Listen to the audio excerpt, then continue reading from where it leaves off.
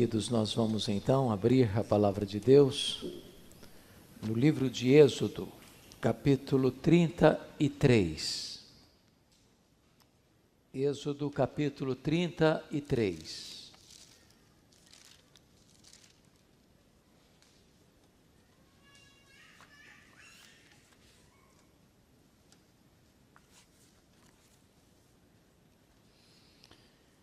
Lido o texto, peço que você permaneça com a sua Bíblia aberta nesta passagem. Disse o Senhor a Moisés: vai e sobe daqui, tu e o povo que tiraste da terra do Egito, para a terra a respeito da qual jurei a Abraão, a Isaque e a Jacó, dizendo: a tua descendência a darei. Enviarei o anjo adiante de ti. Lançarei fora os cananeus, os amorreus, os heteus, os ferezeus, os heveus e os jebuseus. Sobe para uma terra que mana leite e mel. Eu não subirei no meio de ti, porque és povo de dura cerviz, para que te não consuma eu no caminho. Ouvindo o povo estas más notícias, se a prantear, e nenhum deles vestiu seus atavios. Porquanto o Senhor tinha dito a Moisés: dize aos filhos de Israel: és povo de dura cerviz. Se por um momento eu subir no meio de ti, te consumirei. Tira, pois, de ti os atavios, para que eu saiba o que te hei de fazer. Então os filhos de Israel tiraram de si os seus atavios, desde o monte Horebe em diante. Ora, Moisés costumava tomar a tenda e armá-la para si fora, bem longe do arraial. Ele chamava a tenda da congregação. Todo aquele que buscava o Senhor e saía à tenda da congregação, que estava fora do arraial. Quando Moisés saía para a tenda, fora, todo o povo se erguia, cada um em pé, à porta da sua tenda, e olhavam pelas costas até entrar ele na tenda. Uma vez dentro, Moisés, da tenda, descia a coluna de nuvem e punha-se à porta da tenda, e o Senhor falava com Moisés. Todo o povo via a coluna de nuvem que se detinha à porta da tenda. Todo o povo se levantava, e cada um, à porta da sua tenda, adorava o Senhor. Falava o Senhor a Moisés face a face, como qualquer fala a seu amigo. Então voltava Moisés para o arraial, porém o moço Josué, seu servidor, filho de Num, não se apartava da tenda. Disse Moisés ao Senhor: tu me dizes, faze subir este povo, porém não me deste saber a quem hás de enviar comigo. Contudo disseste: conheço-te pelo teu nome, também achaste graça aos meus olhos. Agora, pois, se achei graça aos teus olhos, rogo-te que me faça saber neste momento o teu caminho, para que eu te conheça, e ache graça aos teus olhos, e considera que esta nação é teu povo. Respondeu-lhe: a minha presença irá contigo, e eu te darei descanso. Então lhe disse Moisés: se a tua presença não vai comigo, não nos faça subir deste lugar. Pois como se há de saber que achamos graça aos teus olhos, eu e o teu povo? Não é porventura que em andares conosco, de maneira que somos separados, eu e o teu povo, de todos os povos da terra? Disse o Senhor a Moisés: farei também isto que disseste, porque achaste graça aos meus olhos, e eu te conheço pelo teu nome. Então ele disse: rogo-te que me mostres a tua glória. Respondeu-lhe: farei passar toda a minha bondade diante de ti, e te proclamarei o nome do Senhor. Terei misericórdia de quem eu tiver misericórdia, me compadecerei de quem eu me compadecer. E acrescentou: não me poderás ver a face, porquanto homem nenhum verá a minha face e viverá. Disse mais o Senhor: eis aqui um lugar junto a mim, tu estarás sobre a penha. Quando passar a minha glória, eu te porei numa fenda da penha, e com a mão te cobrirei, até que eu tenha passado. Depois, em tirando eu a mão, tu me verás pelas costas, mas a minha face não se verá. Irmãos, eu gostaria de tratar com vocês sobre o tema a presença manifesta de Deus, a maior necessidade da igreja. Eu diria para os meus irmãos que o tema, o assunto desta noite, é o tema mais solene que nós poderíamos tratar num culto público. Nenhum outro assunto é mais relevante do que este. Nenhum outro tema deveria inflamar e aquecer mais o nosso coração do que este. Nós não estamos hoje aqui tratando de um assunto lateral, secundário, mas hoje quero tratar com vocês daquilo que é a essência, que é o núcleo, que é a coisa mais importante. É a presença manifesta de Deus no meio da sua igreja. No passado, a presença de Deus era a coisa mais importante para o povo de Deus. Quando Moisés teve aquele encontro com Deus lá no Sinai, na sarça ardente, ele se prostrou com o rosto em terra. Ali foi um momento decisivo na história dele. Ele viu a glória de Deus. E quando eu estou falando de presença de Deus, hoje eu não estou querendo dizer da onipresença de Deus, atributo exclusivo de Deus. Deus está em toda parte. Eu estou falando da presença manifesta de Deus. Quando você vai para o Egito, a presença poderosa de Deus e os feitos gloriosos de Deus desbancam o panteão de divindades do Egito. E Deus tira o seu povo e conduz o seu povo. E a presença de Deus ia com o povo, representado numa coluna de nuvem durante o dia, uma coluna de fogo durante a noite. A presença de Deus trazia alívio, a presença de Deus trazia proteção, a presença de Deus trazia direção. Mas houve momentos na história de Israel que o povo pecou. E essa presença foi embora. Este é um exemplo. Outros exemplos vieram, na época de Eli, vocês se lembram disso, para o sacerdote. Os filhos de Eli, Hofni e Finéias, em pecado. O povo ia enfrentar uma batalha. E eles, achando que a arca da aliança, símbolo da presença de Deus, resolveria o problema, sem levar Deus a sério, levar a arca para o campo de batalha, e eles sofreram uma acachapante derrota. A arca foi roubada, milhares de pessoas morreram, Hofni e Finéias morreram, Eli morreu, e colocaram o nome no menino que nasce, e Icabode, foi-se a glória do Senhor. Mais tarde, lá no profeta Ezequiel, o povo rebela-se contra Deus, peca contra Deus, desobedece a Deus, não escuta a voz de Deus. E diz a Bíblia que a glória de Deus se afasta da cidade, se afasta do templo e vai embora. E Jerusalém é entregue nas mãos dos caldeus e o povo sofre uma amarga escravidão na Babilônia. Amados, o que está acontecendo aqui? Qual o cenário, pano de fundo desta passagem que lemos? Esse mesmo povo que tinha sido tirado com mão forte e poderosa do Egito, que passara a pé enxuto no Mar Vermelho, que vira a água brotar da rocha, que recebia o maná do céu, que viram os sinais espantosos de Deus na sua nação, agora chegam no Monte Horebe. E diz a Bíblia que Moisés sobe ao Monte Horebe e passa lá na presença de Deus 40 dias, 40 noites. Ao fim do que, Deus coloca nas mãos de Moisés as tábuas da lei, lavradas pela mão de Deus, escritas pelo dedo de Deus. E diz a Escritura que o povo então chega para Arão, irmão de Moisés, o sacerdote, e diz assim: Arão.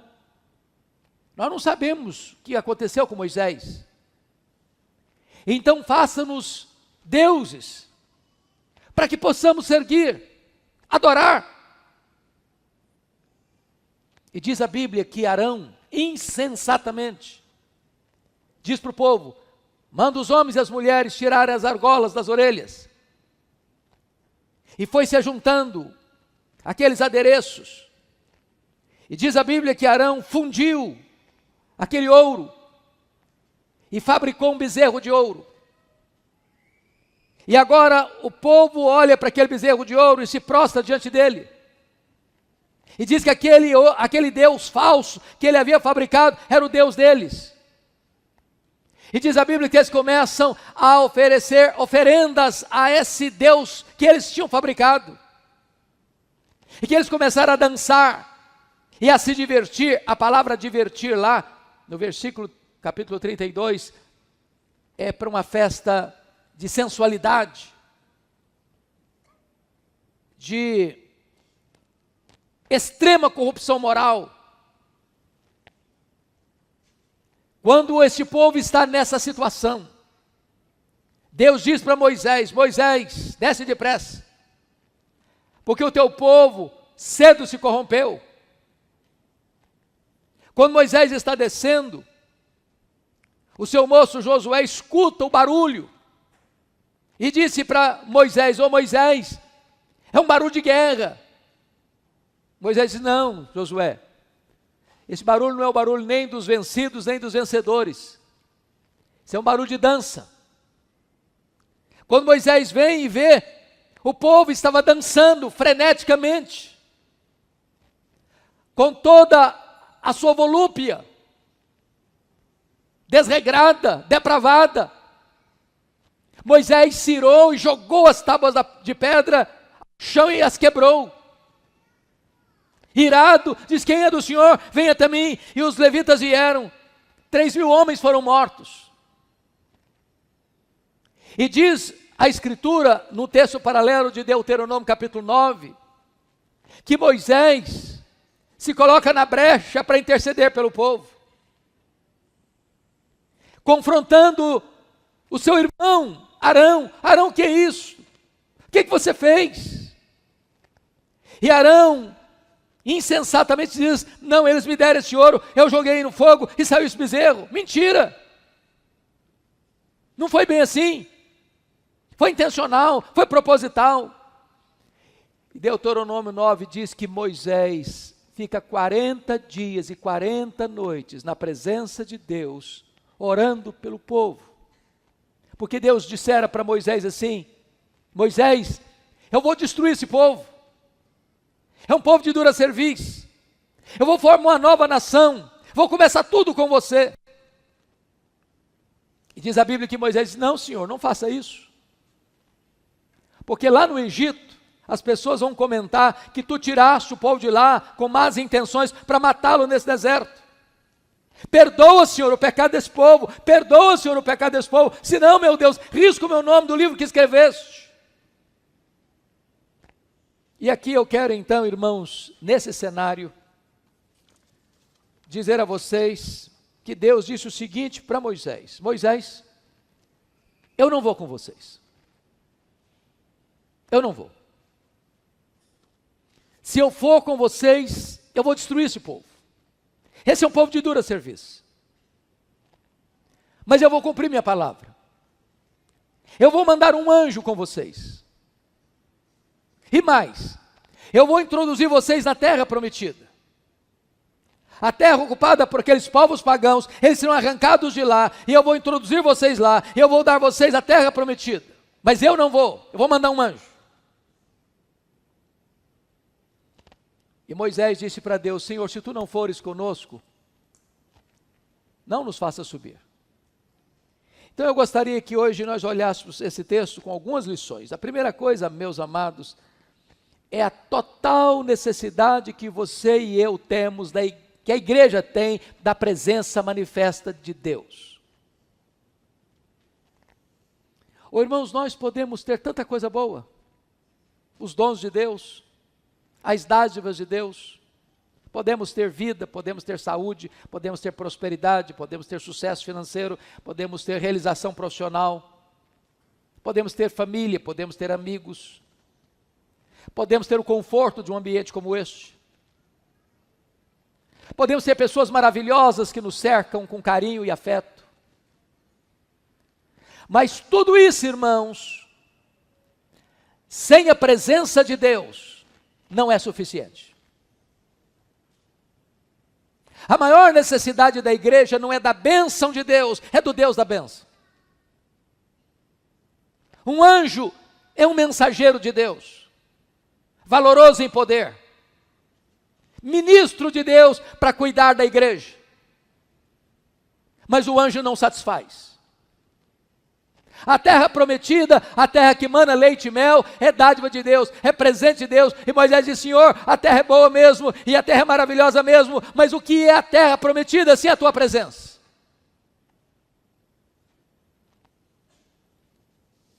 Gostaria que você pudesse perceber uma coisa no texto: o pecado afasta a presença de Deus do meio do seu povo. Confira comigo, por gentileza, no capítulo 32.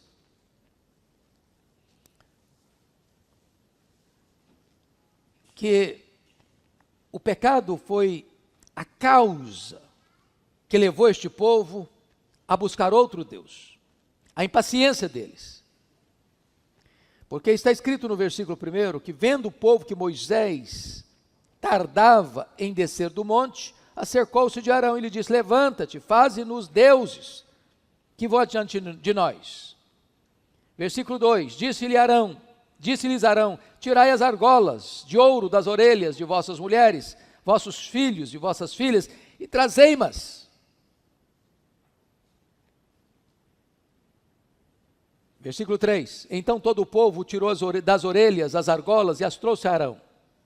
Este, recebendo-as das suas mãos, trabalhou o ouro com buril e fez dele um bezerro fundido. Então disseram: são estes, ó Israel, os teus deuses, que te tiraram da terra do Egito. Verso 5, Arão, vendo isso, edificou um altar diante dele, apregoando, disse: amanhã será festa ao Senhor. Preste atenção, Senhor no maiúsculo. É o sincretismo religioso. É a mistura do profano com o sagrado. É a corrupção do culto divino. É misturar idolatria com adoração. Versículo 5. Amanhã, Arão, vendo isso, edificou um altar diante dele e apregoando, disse: amanhã será festa ao Senhor. No dia seguinte, madrugaram, ofereceram holocaustos, trouxeram ofertas pacíficas, coisa que se fazia só para Deus. E o povo assentou-se para comer e beber, e levantou-se para divertir-se. Preste atenção, irmãos, que a impaciência desse povo levou esse povo a esse pecado, de transicionar do culto em espírito e em verdade para um culto pagão, ou semi-pagão.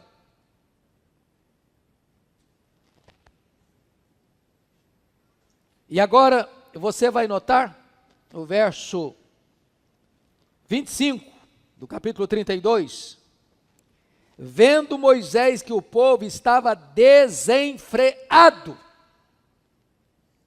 O pecado vai levando o homem aos excessos. Um abismo chama outro abismo. Verso 22, está escrito: tu sabes que o povo é propenso para o mal.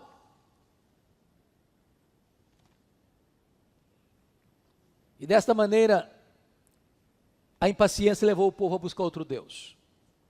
Mas mais do que isso, o pecado, irmãos, não só leva o homem a buscar um outro Deus, mas o pecado produz a ira de Deus.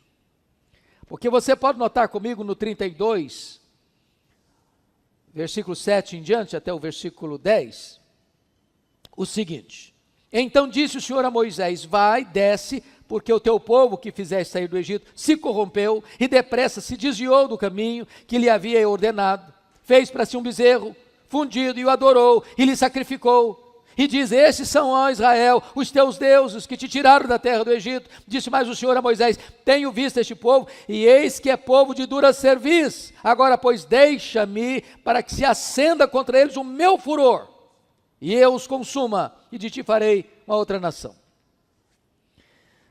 O que está acontecendo aqui?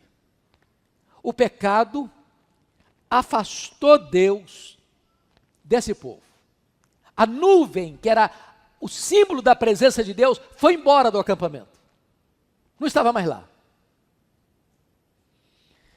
Aqui tem um ponto, irmãos, que eu preciso que vocês percebam comigo. A segurança da igreja é a presença de Deus conosco. Mas se Deus se apartar, a igreja é vulnerável demais.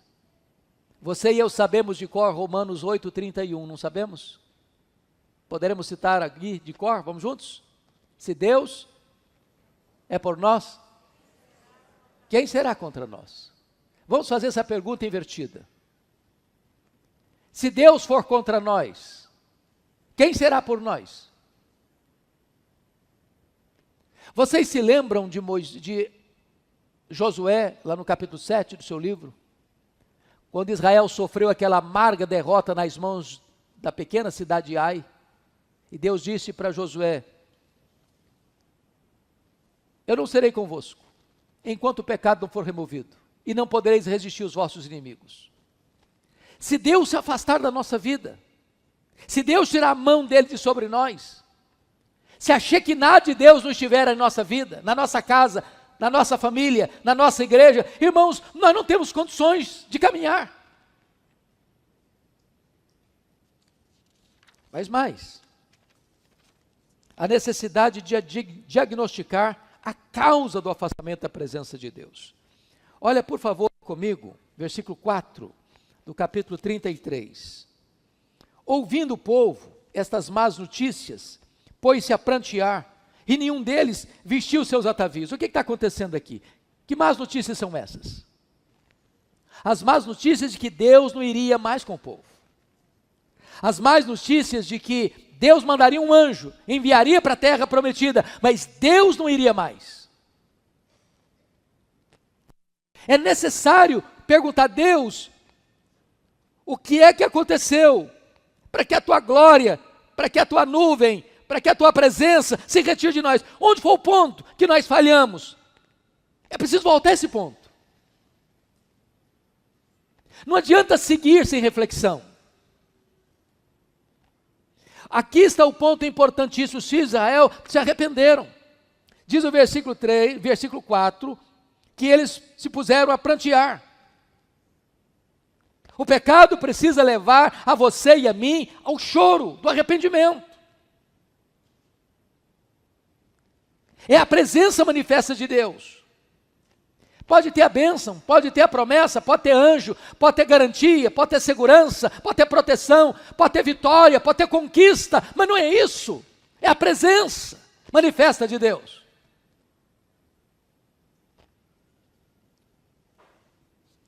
Segundo lugar, precisamos ter consciência que por causa do pecado é que Deus está se retirando do meio do povo.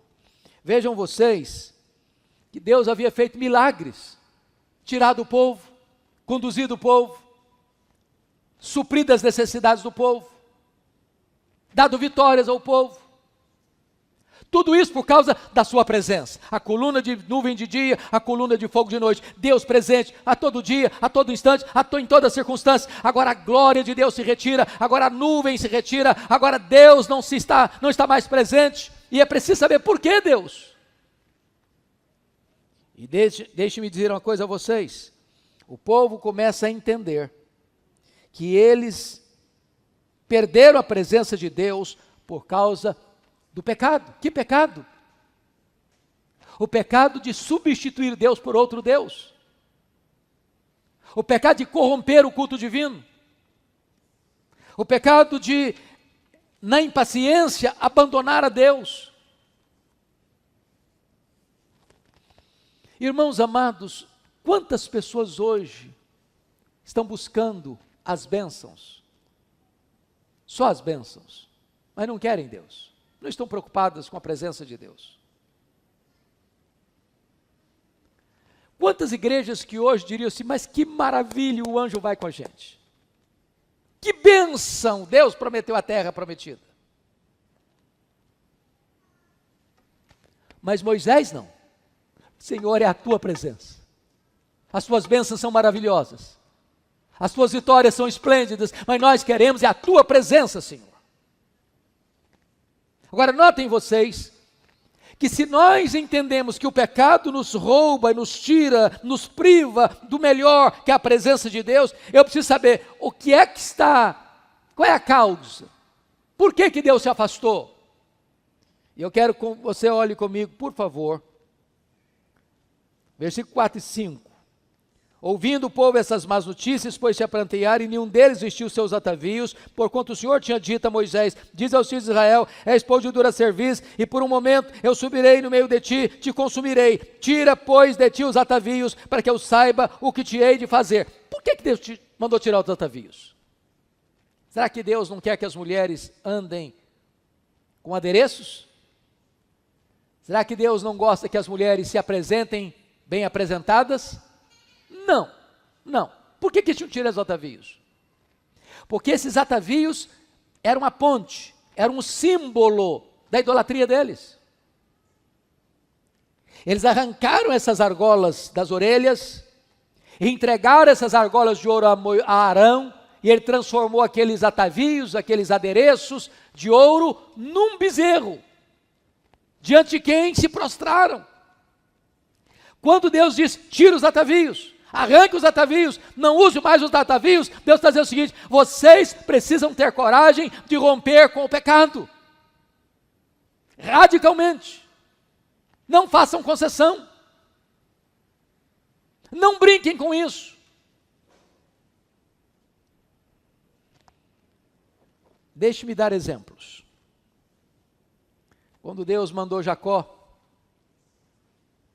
depois que ele voltou da terra, lá dos seus pais, onde se casou, Deus disse, olha, vá para Betel, e ele foi para Siquém, armou tendas em Siquém, enriqueceu em Siquém, não vivia em tendas, mas construiu casas permanentes em Siquém, e ali em Siquém aconteceu uma tragédia, sua filha foi estuprada, uma chacina na cidade, sua família está debaixo de sangue criminoso, e Deus disse para Jacó, agora suba para Betel, Jacó, suba. E diz a Bíblia que ele tira as roupas sujas, que ele lava as mãos sujas e sobe para Betel. Para você subir para a presença de Deus, você tem que romper com aquilo que afastou você de Deus. E você sabe o que está afastando você de Deus. Pensa comigo em Elias. Ele está clamando pela restauração da nação de Israel, clamando por chuvas de Deus. É a primeira coisa que ele fez. O que é que impediu a chegada das chuvas? Foi Baal. Então retira o Baal do caminho. Não adianta trocar Baal de lugar, não adianta dar roupa nova para Baal, não adianta dar outros nomes para Baal. Baal tem que ser retirado do caminho.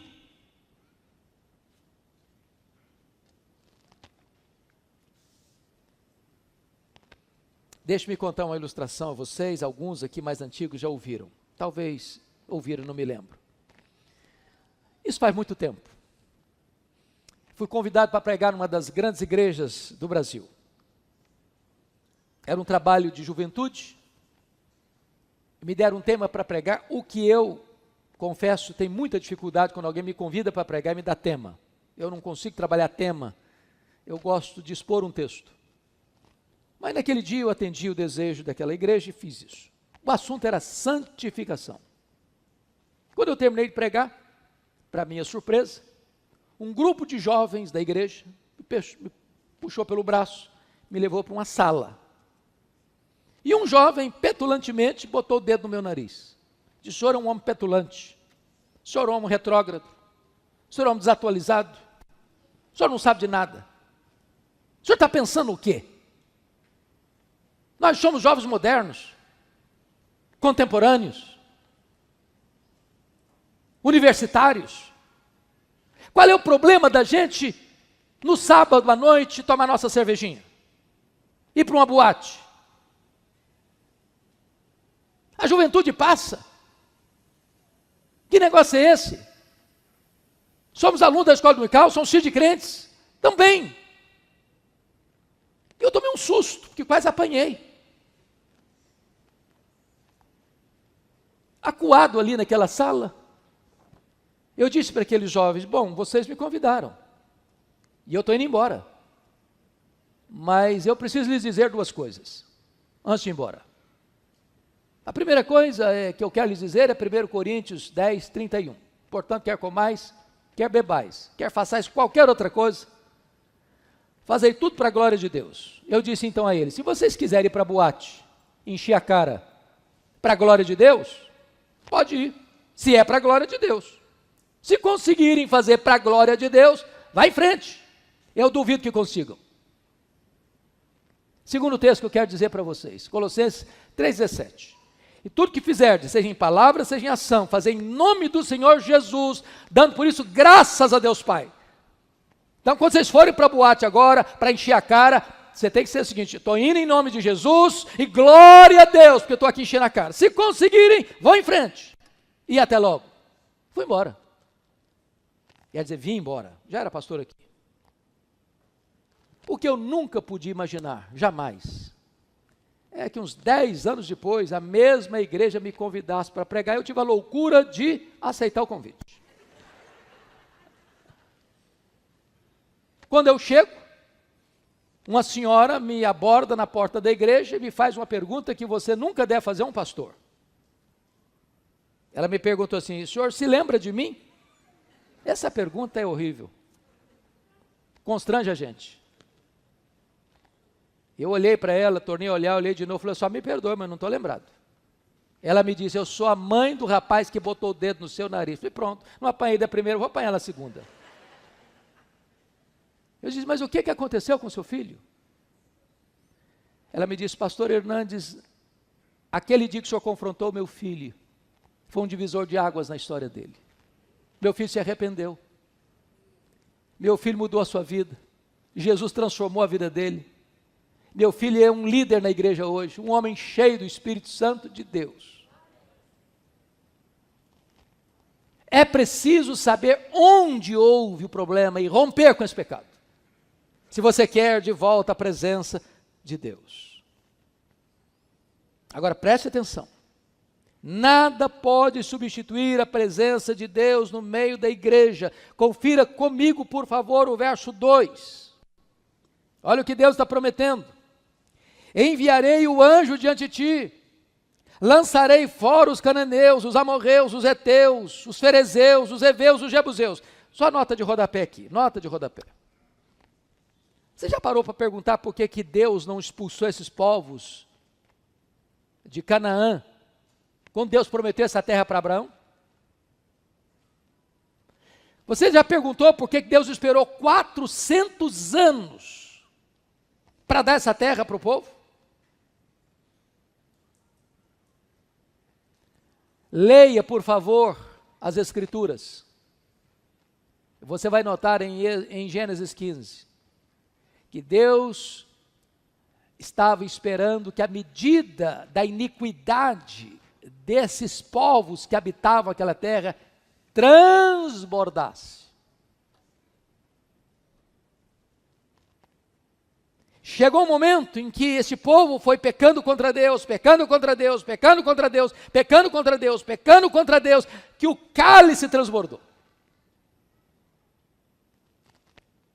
Deus está prometendo duas coisas: vá, Moisés, o meu anjo virá, o meu anjo irá, eu enviarei o anjo diante de ti, e eu darei vitória. Mas quanto de poder tem um anjo? A Bíblia diz que um anjo só, quando Jerusalém foi cercada pelos assírios, um anjo só matou 185 mil soldados. Significa, tem proteção e tem vitória. Mas Moisés disse: não, Senhor, nós não queremos nem só proteção, nem só vitória, nós queremos a tua presença. É a tua presença. Agora, como buscar de volta essa presença de Deus? Por favor, preste atenção nisso. Olha comigo, versículo 7, 33, 7. Ora, Moisés costumava tomar a tenda e armá-la para si fora, bem longe do arraial. Ele chamava a tenda da congregação. Todo aquele que buscava o Senhor saía à tenda da congregação que estava fora do arraial. Primeira coisa, irmãos, se a igreja constata que a presença manifesta de Deus não está aqui, é preciso fazer alguma coisa. Porque às vezes nós fazemos declarações, Deus está aqui. E a pessoa olha e diz, cadê? Como? Estou vendo nada. Irmãos, quando Deus está presente, com a sua presença manifesta, isso é notório. Como Jacó acorda lá em Betel, quão temendo este lugar, é a casa de Deus, é a porta do céu. Quando a presença de Deus manifesta, está na igreja, a pessoa entra por aquelas portas, ele é tomado por um sentimento de reverência, de quebrantamento. Não basta você vir à igreja, não basta você estar aqui, não basta você orar, cantar, ouvir um sermão, nós precisamos da presença de Deus.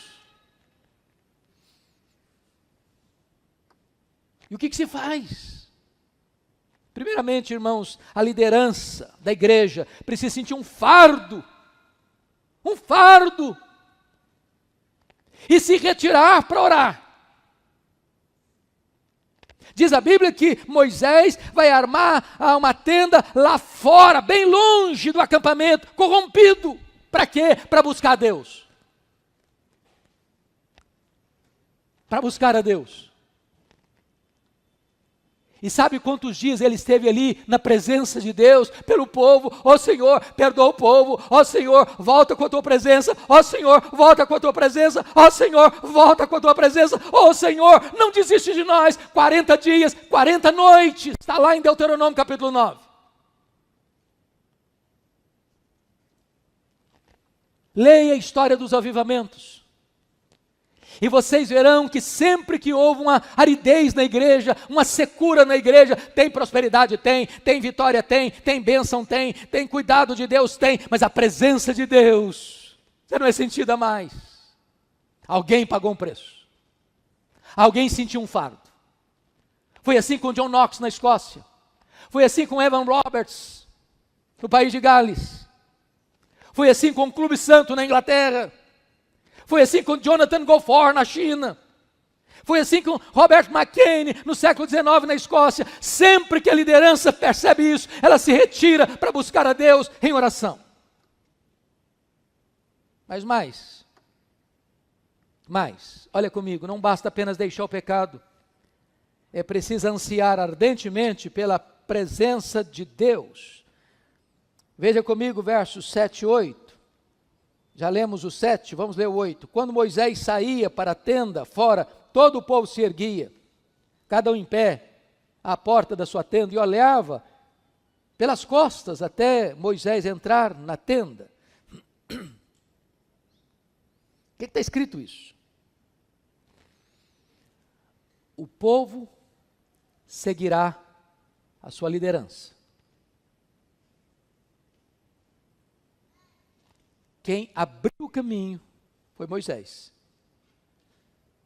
Não foi todo o povo, não se espera unanimidade, mas quando o povo viu Moisés armando a tenda, fora do arraial, como costumava fazer, outras pessoas foram também para a tenda, para buscar a Deus, para orar a Deus. Oh, irmãos amados, nós precisamos, desesperadamente, da presença manifesta de Deus.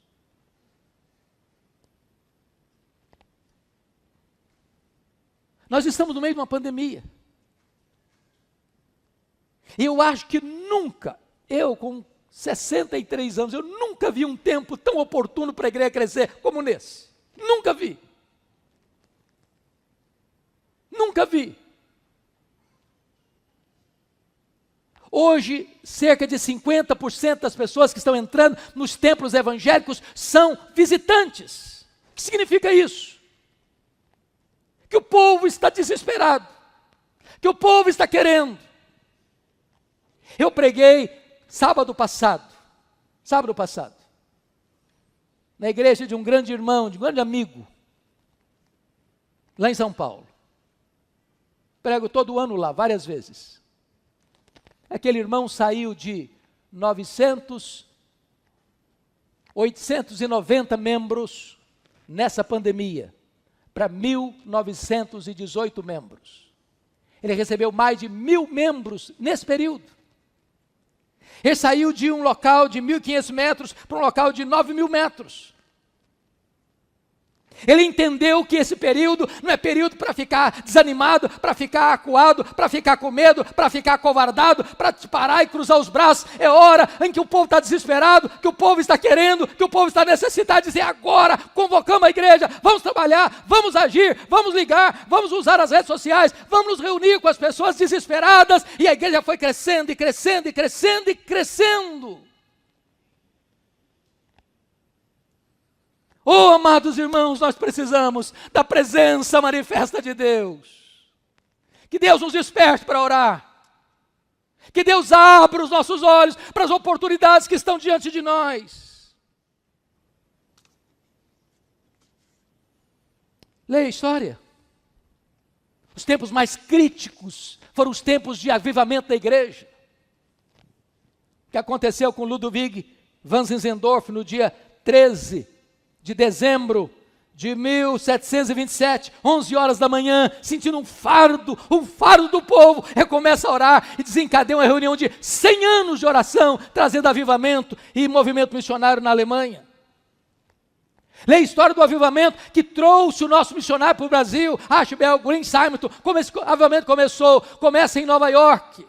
Começa em Nova York, no dia 23 de setembro de 1857. Um homem negociante distribui o seu folhetinho nos bairros de Nova York, chamando os homens para orar. E em 6 meses tinham 10.000 homens orando por avivamento.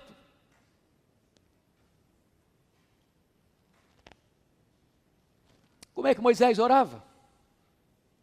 Primeiramente, veja comigo, ele orava continuamente, no verso 7 está escrito isso. Ora, Moisés costumava. Sabe o que significa costumava? Orava hoje, orava amanhã, orava depois de amanhã. Continuamente. Como é que ele orava? Ele orava desejando a intimidade com Deus. É Deus. Senhor, não é, me dá prosperidade, me dá emprego, me dá saúde, me dá isso, me dá aquilo, outro, me dá mais aquilo, me dá mais aquilo outro, me dá mais aquilo outro. Não, não, não, não, não. Senhor, é a tua presença, é a tua presença, é a tua presença, é a tua presença, que quando Deus vem, o pacote todo vem no lado. Tudo vem a reboque. O que é que ele pede?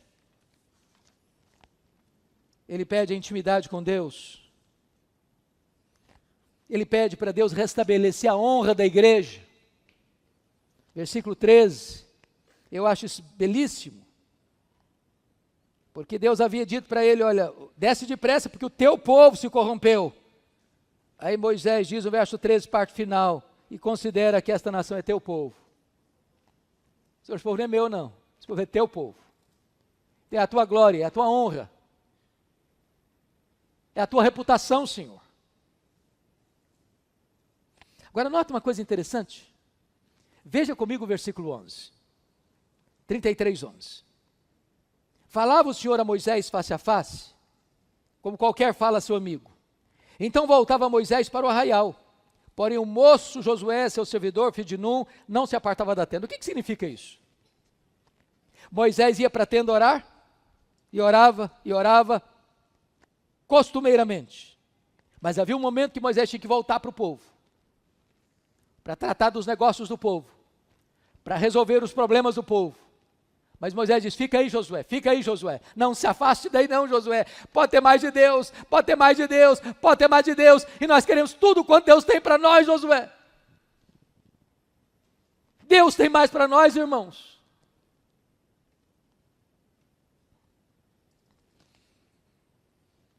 Eu quero concluir dizendo a você que valeu a pena, porque está escrito no verso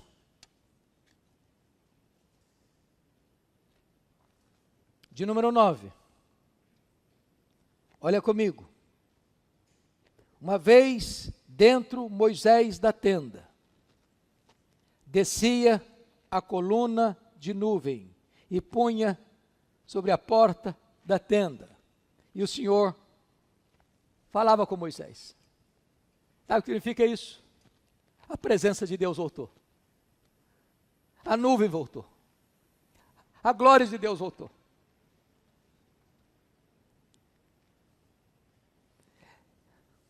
Essa é a necessidade desta igreja, irmãos. É que a nuvem da presença de Deus venha sobre nós. É que a presença manifesta de Deus nos cubra. E o que é que isso vai acontecer? Confira comigo o versículo 10. Quando a presença de Deus volta, todo o povo via a coluna de nuvem que se detinha à porta da tenda, todo o povo se levantava, cada um à porta da sua tenda e adorava o Senhor. Sabe o que significa isso? Quando a presença de Deus vem no meio do seu povo, lá na família, lá no lar, lá na sua casa, a adoração é verdadeira. Você adora a Deus lá, sua casa se transforma num altar de adoração a Deus. E eu quero dizer para você que a oração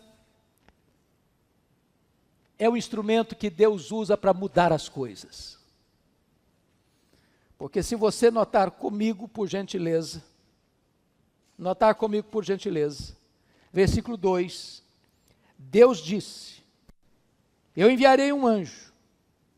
E Deus diz no verso 3, eu não subirei no meio de ti. Mas veja a resposta da oração no verso 14. Respondeu-lhe, a minha presença irá contigo e eu te darei descanso. Quando o povo de Deus ora, Deus reverte a situação. Deus muda a situação.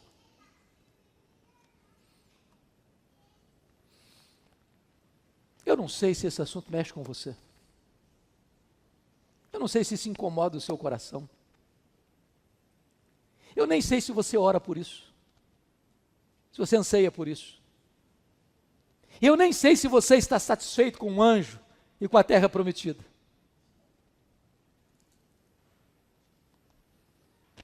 Mas a minha oração nessa noite é que Deus levante aqui homens e mulheres que sintam esse fardo. Deus, nós queremos a Tua presença. Nós precisamos da Tua presença. Se Tu não fores conosco, não nos faça subir daqui, Senhor.